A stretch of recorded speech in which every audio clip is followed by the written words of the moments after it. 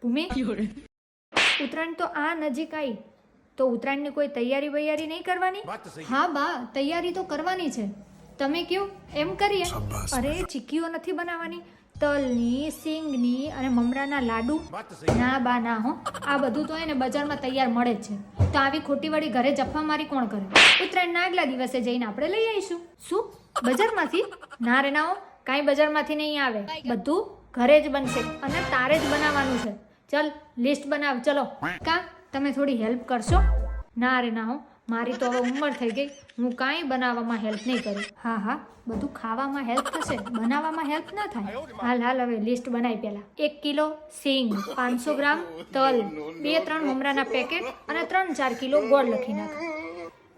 અરે બા, આપણે જ ખાવાનું છે, આખી સોસાયટીને નથી ખવડાવવાનું. અને 2 દાડા માટે આટલું બધું કોણ બનાવે? આટલું બધું બનાવવામાં તો મારી ઉત્તરાયણ થઈ રહી. લે, આટલું ના બને? અમે તો ઉત્તરાયણ વખતે કેટલું બનાવતા અને ગરીબોને અને બધાને ખવડાવતા એ ખરી. તોય ઘરમાં અઠવાડિયા હું હાલતું. પણ બા, ઉત્તરાયણ 2 જ દાડાની હોય, આખા અઠવાડિયાની ન હોય. પણ વાહેથી બધા ખાશે. બધાની તો ખબર નહીં, પણ તમે વાહેથી સફાચટ બધું જરૂરથી કરી નાખશો. શું?